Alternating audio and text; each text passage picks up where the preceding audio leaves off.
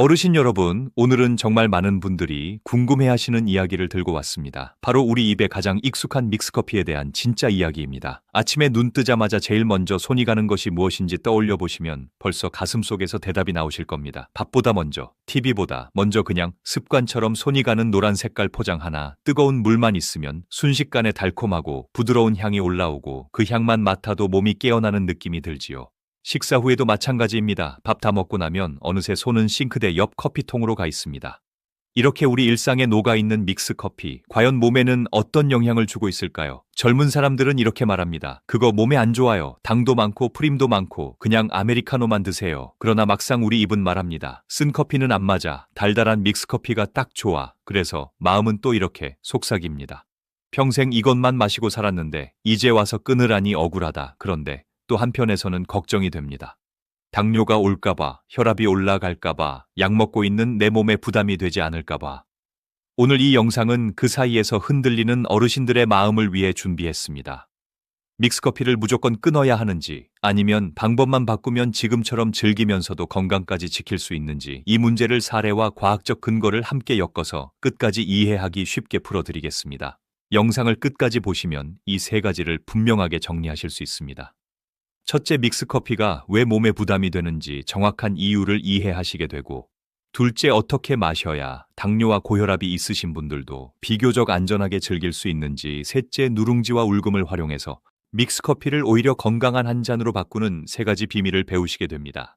그러니 지금 믹스커피 때문에 끊자니 아쉽고 계속 마시자니 불안하신 분들은 오늘만큼은 광고나 지인의 말이 아니라 근거와 사례를 통해 스스로 판단할 수 있는 기준을 만들어 보시면 좋겠습니다. 본 이야기로 들어가기 전에 이것 하나만 먼저 말씀드리겠습니다. 오늘 드리는 이야기는 어르신들의 건강한 선택을 돕기 위한 정보입니다. 이미 병이 있으신 분들께 개인적인 처방을 대신할 수는 없습니다. 따라서 당뇨병, 고혈압, 심장질환, 신장질환 등으로 이미 약을 드시고 계신 분들은 오늘 영상 내용을 참고하셔서 다음 진료 때 담당 의사 선생님께 꼭 한번 상의해 보시면 좋겠습니다. 자, 이제 첫 번째 이야기의 주인공을 만나보겠습니다. 경기도에 사는 올해 74 김순자 어르신의 이야기입니다. 김순자 어르신은 젊은 시절 공장에서 일하시면서 그때부터 믹스커피와 인연을 맺었습니다. 추운 새벽 버스에서 내려 공장에 들어가기 전에 동료들과 함께 마시던 달콤한 믹스커피 한 잔이 몸을 녹여주는 유일한 위로였습니다. 그렇게 시작된 습관은 결혼을 하고 아이를 키우고 손주를 보게 된 지금까지도 이어졌습니다. 아침밥 먹고 한 잔, 점심 먹고 한 잔, 저녁 먹고 한 잔, 하루 세 잔은 하루도 빠지지 않았습니다. 주변 사람들은 말했습니다. 그 나이에 믹스커피 많이 마시면 안 된다. 설탕 때문에 당뇨 온다. 프림 때문에 혈관 막힌다. 그러나 김순자 어르신은 조용히 웃으면서 이렇게 말했습니다.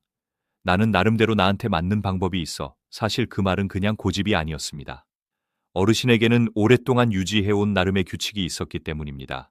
첫 번째 규칙은 공복에 절대 믹스커피를 마시지 않는 것이었습니다. 밥을 든든히 먹고 난 뒤에 반찬까지 다 먹고 나서야 천천히 주전제 물을 끓이고 그제야 믹스커피 한 포를 꺼내 머그컵에 톡 하고 털어 넣었습니다. 두 번째 규칙은 늘 누룽지와 함께 마시는 것이었습니다. 밥을 지을 때 솥바닥에 눌어붙은 누룽지를 말려 두었다가 믹스커피를 탈 때 누룽지 한 스푼을 컵바닥에 먼저 넣었습니다. 그리고 끓는 물을 부으면 먼저 누룽지 향이 우러나오고 그 위에 믹스커피가 섞이면서 달콤하면서도 묵직한 구수함이 남는 특별한 한 잔이 완성되었습니다. 어르신은 말했습니다. 그냥 믹스커피만 마시면 달달하기만 한데 누룽지를 넣으면 속도 편하고 맛도 깊어지고 덜 죄책감이 든다고요. 이 생활을 거의 50년 가까이 이어왔습니다. 어느 날 건강검진 결과를 들으러 병원에 갔습니다. 나이도 있고 믹스커피를 그렇게 오래 마셨으니 혈당이 많이 나쁘지 않을까 가슴이 조금 떨렸습니다. 그러나 의사의 입에서 나온 말은 뜻밖이었습니다. 혈당은 연세에 비해 아주 좋은 편입니다. 당화혈색소도 정상 범위 안에 있어요. 혈압도 안정적이고 콜레스테롤 수치도 크게 문제될 정도는 아닙니다. 어르신은 되물었습니다. 선생님, 저는 믹스커피를 하루 3잔씩 마셨는데요. 정말 괜찮은 건가요? 의사는 조금 웃으며 이렇게 말했습니다. 어르신이 마시는 방법을 보니 충분히 이해가 됩니다. 공복에 마시지 않으신 점, 한 번에 너무 많이 마시지 않는 점, 그리고 누룽지와 함께 천천히 드시는 습관이 몸에 부담을 줄여준 것 같습니다. 믹스커피라는 것 자체가 마법처럼 몸을 망치는 독은 아닙니다. 문제는 언제 얼마나 어떤 상태에서 마시느냐에 달려 있습니다. 이 말을 들은 김순자 어르신은 참 안도감이 들었습니다. 믹스커피를 끊으라는 말에 마음 한구석이 늘 불편했지만 이제는 어떻게 마셔야 하는지만 조금 더 신경 쓰면 되겠구나 그렇게 생각하게 된 것입니다. 이 첫 번째 이야기는 우리에게 중요한 메시지를 줍니다. 믹스커피를 괜찮다, 나쁘다 이렇게 단순히 나누기보다는 내가 마시는 방식이 몸에게 어떤 부담을 주고 있는지를 먼저 살펴보는 것이 중요하다는 것입니다. 자, 이번에는 조금 다른 방향의 이야기를 들어보겠습니다. 부산에 사는 68 박철수 어르신입니다. 이분은 10살 아래의 손주들이 할아버지 커피는 몸에 안 좋다고 TV에서 봤다, 인터넷에서 봤다면서 믹스커피 컵을 빼앗아 가는 바람에 한동안 서운한 마음이 가득했던 분입니다. 10년 전 당뇨 초기 진단을 받고 의사에게 설탕 많이 들어간 음식은 되도록 피하라는 말을 듣고 난 뒤 주변 사람들까지 한마디씩 얹었습니다. 이제 믹스커피 끊으세요. 그 나이에 그렇게 달달한 걸 마시다니 큰일 납니다. 그러나 박철수 어르신에게 믹스커피는 단순한 음료가 아니었습니다. 식사 후 아내와 마주 앉아 한 잔씩 나누어 마시며 오늘 있었던 일을 이야기하고 아이들 소식을 나누는 작은 행복의 시간이었습니다. 그래서 어르신은 이 행복을 완전히 포기하기보다는 방법을 바꾸어 보기로 결심했습니다. 그때 우연히 들은 것이 울금에 대한 이야기였습니다. 강황이라고도 부르는 노란 가루가 염증을 줄이는 데 도움을 주고 혈당 조절에도 어느 정도 역할을 한다는 이야기였습니다. 물론 이것 하나로 병이 고쳐지는 것은 아니지만 믹스커피를 마실 때 조금이라도 균형을 맞춰 볼 수 있지 않을까라는 마음이 들었습니다. 그래서 어르신은 마트에서 울금 가루를 하나 사왔습니다. 그 다음 날 아침 식사를 마친 뒤 익숙한 믹스커피 봉지를 뜯고 컵에 털어 넣은 다음 작은 티스푼으로 울금 가루를 반 숟가락 정도 슬쩍 올려 넣었습니다. 뜨거운 물을 붓자 노란색이 차츰 퍼져 나가면서 평소보다 조금 더 깊고 색이 진한 커피가 완성되었습니다. 처음에는 맛이 낯설었습니다. 분명 믹스커피인데 어디서 익숙한 향신료 느낌이 올라왔습니다. 그러나 몇 번을 반복하자 입은 금방 적응했습니다. 무엇보다도 너무 달게 느껴졌던 믹스커피의 맛이 조금은 균형을 찾는 느낌이 들었습니다. 박철수 어르신은 하루에 마시던 믹스커피 양도 조금 줄였습니다. 예전에는 3잔을 마셨다면 이제는 아침과 점심 식사 후 2잔으로 줄였습니다. 그 대신 한 잔 한 잔에 조금 더 집중해서 천천히 맛을 느끼며 마셨습니다. 그리고 3달 뒤 다시 병원에 가서 혈액 검사를 했습니다. 당화 혈색소 수치가 전보다 내려가 있었습니다. 의사는 이렇게 설명했습니다. 식사 패턴을 조금 바꾸신 것, 당의 양을 줄이신 것, 울금의 역할이 함께 어우러져 전체적인 혈당 조절에 도움이 되었을 가능성이 있습니다. 중요한 것은 이제 믹스커피를 무조건 죄인 취급하지 않고 상황에 맞게 양과 방법을 조절하셨다는 점입니다. 이 두 번째 사례는 우리에게 또 다른 사실을 알려줍니다. 완전히 끊어야만 건강을 지킬 수 있는 것이 아니라 나에게 맞는 방법을 찾아 조금씩 조절해 나가면 즐거움과 건강을 함께 가져갈 수 있다는 것입니다. 여기까지 듣다 보니 혹시 이런 생각이 드시지 않나요? 그러면 나는 어느 쪽에 더 가까울까? 김순자 어르신처럼 나름의 규칙을 가지고 조심스럽게 즐기고 있는 편일까? 아니면 생각보다 많이 아무 때나 습관처럼 마시고 있는 편일까? 여기서 잠깐만 안내 말씀을 드리겠습니다. 혹시 이 이야기가 내 얘기 같다, 내 주변 사람 얘기 같다 라는 생각이 드신다면 지금 이 순간 구독과 좋아요 버튼 한번 눌러주시면 앞으로도 어르신들 생활에 꼭 필요한 건강 정보 놓치지 않고 받아보실 수 있습니다. 이제부터는 조금 더 냉정하게 믹스커피의 속을 들여다보겠습니다. 늘 마시던 그 하얀 봉지 안에 무엇이 들어있는지 숫자와 함께 한번 살펴보겠습니다. 일반적인 믹스커피 한 포에는 설탕이 대략 5g 정도 들어있습니다. 작은 설탕 큐브로 따지면 1개 반 정도 되는 양입니다. 오늘 하루 아침에 한 잔, 점심에 한 잔, 저녁에 한 잔 마시면 설탕만으로 15g을 마시는 셈입니다. 여기에 빵이나 과자, 달달한 음료까지 함께 들어가면 하루 동안 몸에 들어오는 단순당의 양은 생각보다 금방 쌓입니다. 설탕은 입에서는 달콤하지만 혈관 속에서는 조금 다른 표정을 짓습니다. 설탕이 들어오면 혈당은 빠르게 올라가고 이 혈당을 낮추기 위해 췌장은 서둘러 인슐린이라는 호르몬을 많이 내보내야 합니다.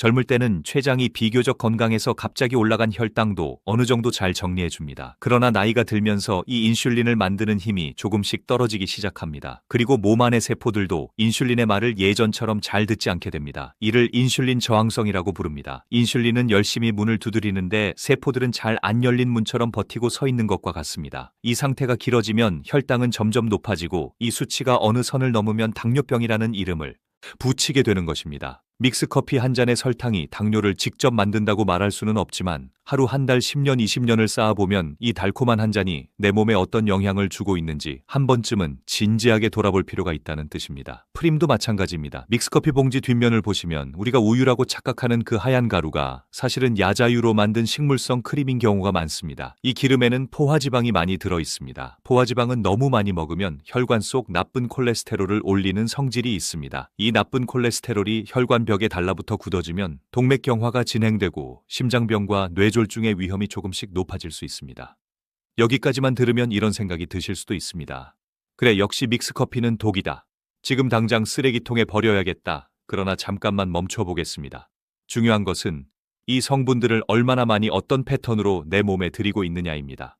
하루 한 잔, 식사 후에 천천히 마시는 믹스커피 한 잔과 공복에 하루 5잔을 숨 돌릴 틈 없이 마시는 습관은 몸에 주는 부담이 절대 같지 않습니다. 카페인도 마찬가지입니다. 믹스커피 한 포에는 대략 70mg 안팎의 카페인이 들어 있습니다. 카페인은 적당히 마시면 나른한 머리를 깨우고 기분을 좋게 만들고 집중력을 도와주는 역할을 합니다. 그래서 식사 후 졸음이 쏟아질 때 믹스커피 한 잔이 오히려 몸을 가볍게 만들었다는 경험도 있으실 겁니다. 그러나 나이가 들면 이 카페인을 처리하는 속도가 젊을 때만큼 빠르지 않습니다. 같은 양을 마셔도 심장이 더 빨리 뛰고 손이 떨리고 밤에 잠이 더 안 오기도 합니다. 그래서 문제는 양과 시간입니다.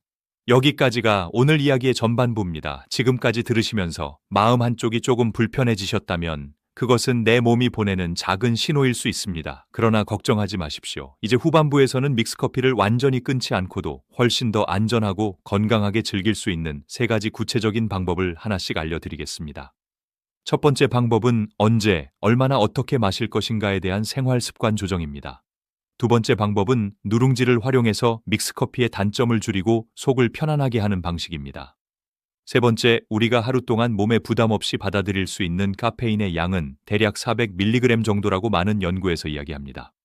믹스커피 한 포에 70mg 정도가 들어있으니 단순 계산으로는 하루 5포까지는 이론적으로 가능하다고 볼 수도 있습니다. 그러나 여기에는 중요한 함정이 하나 있습니다. 우리는 믹스커피만 마시는 것이 아닙니다. 빵과 함께 나오는 다른 커피, 초콜릿, 콜라, 에너지 음료 등 여러 가지 음식 속에 이미 카페인이 숨어 있습니다. 또한 나이가 들수록 같은 양의 카페인도 더 강하게 느껴집니다. 그래서 현실적으로 어르신들에게 권할 수 있는 믹스커피 양은 하루에 2포에서 많아도 3포 정도입니다. 여기서 중요한 기준을 하나 세워보겠습니다. 첫째, 공복에는 마시지 않는다. 둘째, 저녁 6시 이후에는 마시지 않는다. 셋째, 한 번에 연달아 2잔 이상 마시지 않는다. 넷째, 각 잔 사이에 최소 2시간 이상 간격을 둔다. 이 4가지 기준만 지켜도 몸이 받는 부담은 훨씬 줄어듭니다. 예를 들어 아침 식사 후에 한 잔, 점심 식사 후에 한 잔, 이렇게 2잔으로만 정해놓고 그 외 시간에는 물이나 차를 마시는 습관으로 조금씩 바꾸어가는 것입니다. 믹스커피를 마실 때도 한 번에 쭉 들이키지 마시고 15분 정도 시간을 두고 천천히 한 모금 한 모금 맛과 향을 느끼면서 마셔보시는 것이 좋습니다. 이렇게만 해도 카페인이 한꺼번에 몰려 들어오는 것을 막고 혈당의 급격한 상승을 어느 정도 완화할 수 있습니다.